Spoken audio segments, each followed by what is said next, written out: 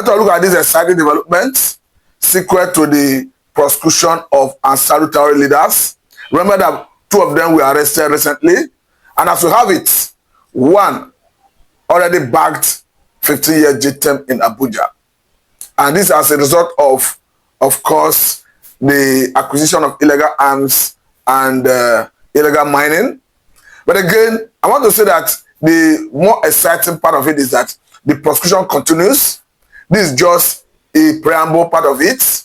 And of course, they are facing a bigger charge that borders on terrorism. But let me just quickly bring you the update as the Punch put it before we go further into this conversation.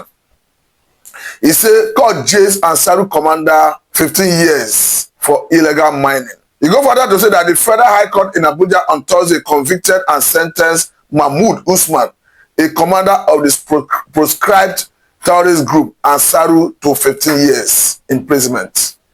Justice Emeka Nwite handed down the sentence after Usman pleaded guilty to charges of illegal mining activities, which prosecutors said enabled him to acquire arms for terrorism and kidnapping. The judge further ordered his remand in the custody of the Department of State Services, pending his trial on 31 other charges brought against him by the federal government. The trial was adjourned until 21st October. I want to say that when the trial will resume, that is when he's going to face a larger one that borders on terrorism. Because we are happy that we are seeing this, because in the history of Nigeria fight against terrorism, we seldom see terrorists being prosecuted. Because I've always said it, that the whole essence of law and order, the whole essence of prosecution is to act as deterrent to others. Now that we are seeing prosecution going on, we are seeing conviction, and like I said, we are hoping to see the larger one.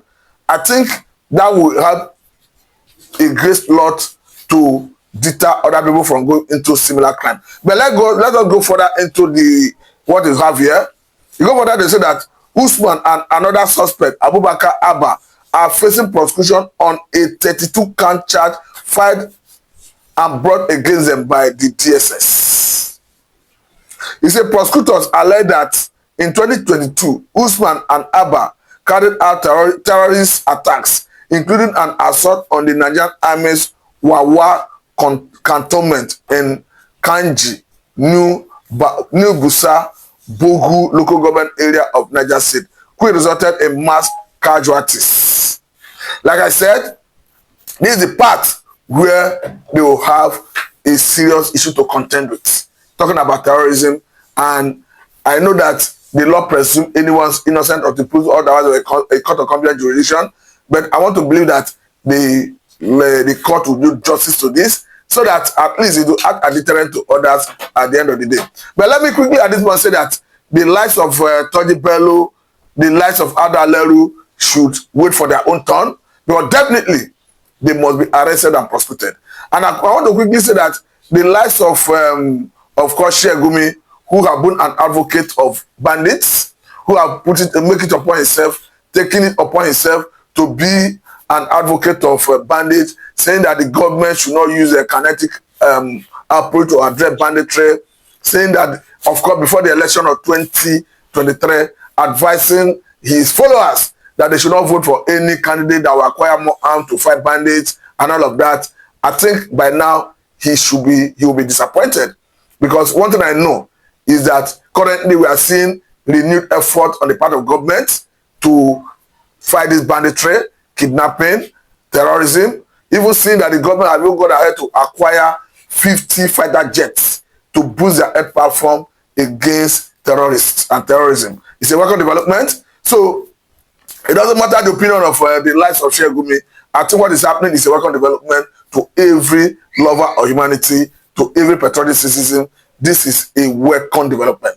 But let me quickly say that this will encourage Nigerians to believe that there is hope at the end of the tunnel. But one major thing is that I want to believe that the governments of Zamfara State and that of the East counterpart in Katsina State should take advantage of the current forest guard arrangements to strengthen security in their localities, particularly as the Zamfara State governor specifically have made it known that from his own point of view, from his own angle, that he have been able to get some level of technology to monitor the movement and location of bandits, that the only challenge he had was the control of the security architecture, which the constitution did not put under his purview, but hence the federal government have given the leverage and want to allow forest guards to fill that gap.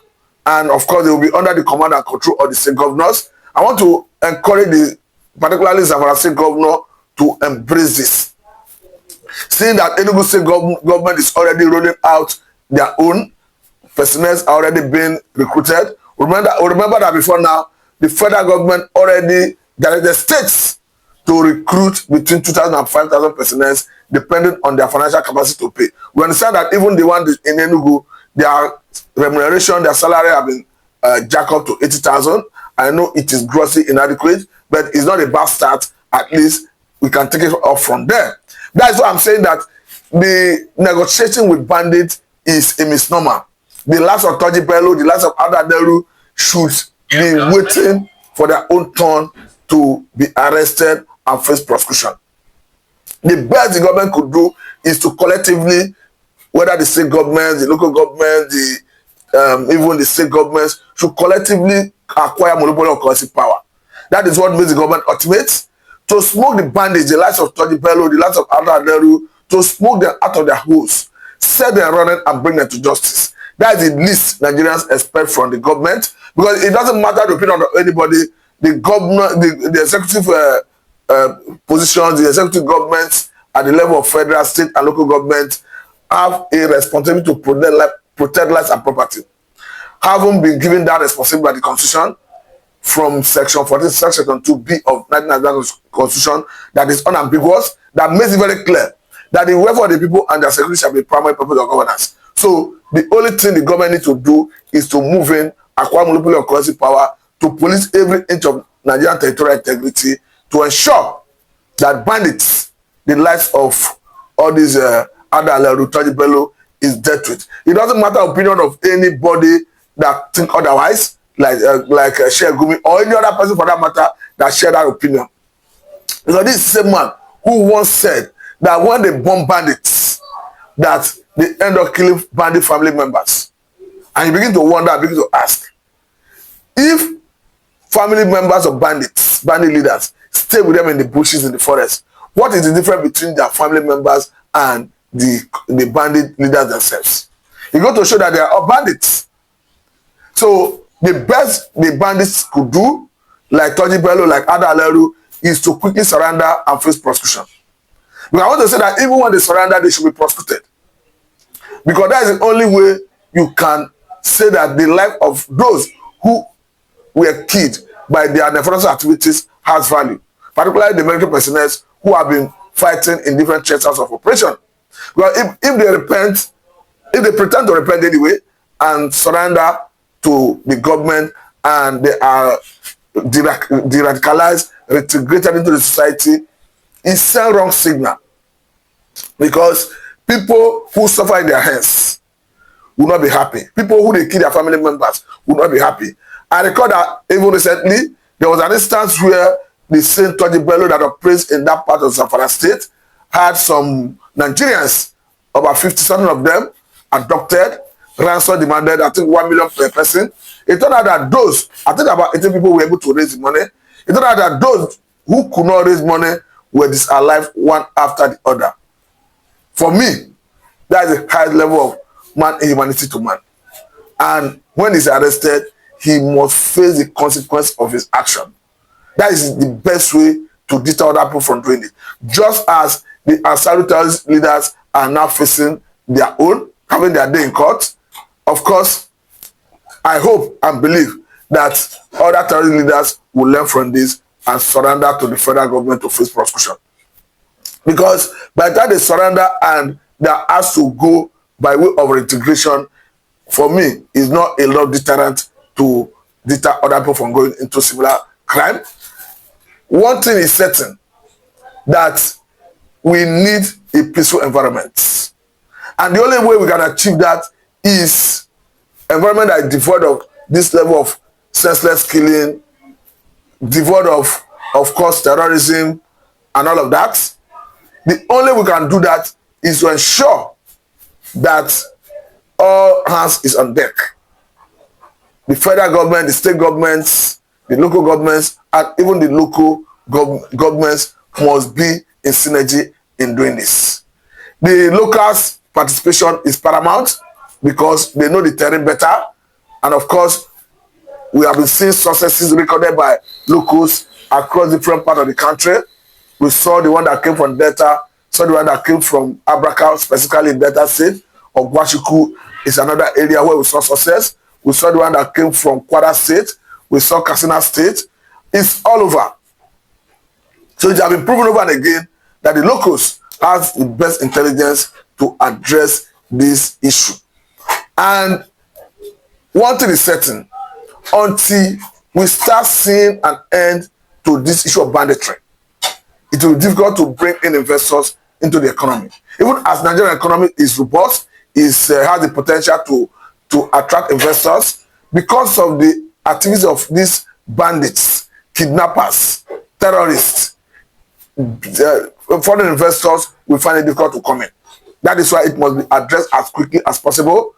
I understand that the government often gives excuse of porous border, but I want to say that it is irrespective of whether we have porous border or not. Since it behoves of government to protect us and property, they must find a way of doing this. That is why I say we must leverage on technology, because you cannot continue doing the same thing over and over and expect a different result. Good thing, the forest guard will be trained and equipped in terms of capacity to fight all these emerging threats. Understand that that was the difference we had under Muhammad Buhari, was the refusal of federal government under Muhammad Buhari to allow security arrangement at the state level to be armed.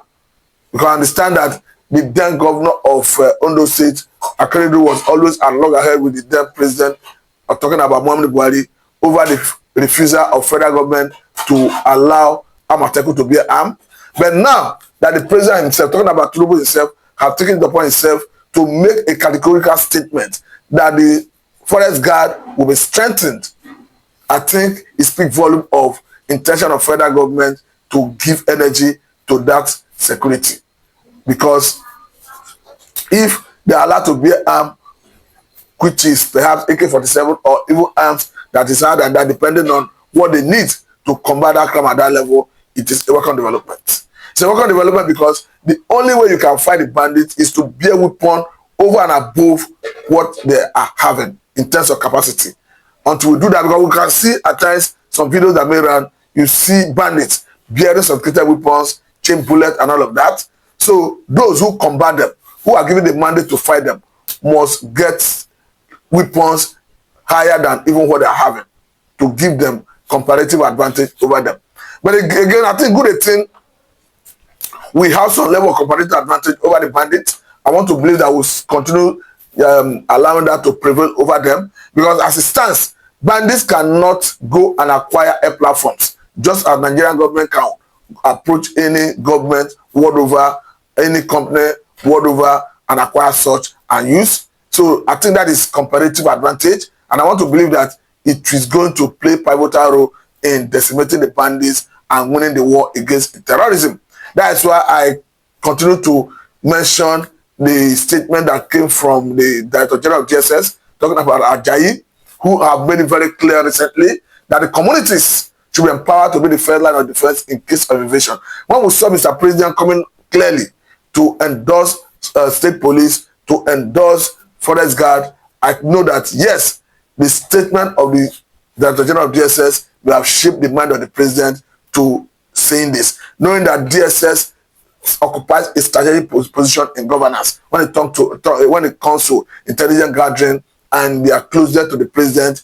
I know that yes, this may have played a pivotal role, and I think it's a welcome development. And I want to believe that going forward, we'll continue to see things that gladden the heart of Nigerians in terms of fighting crime and criminality. But again, let me quickly say that the states like Plateau State, Benue State, even Kaduna, Zamfara, Katsina should be very fast in embracing the forest guard. Because we remember that as at the last count, we saw mass killing in Plateau State. We saw a similar one in we saw a similar one in Benue State.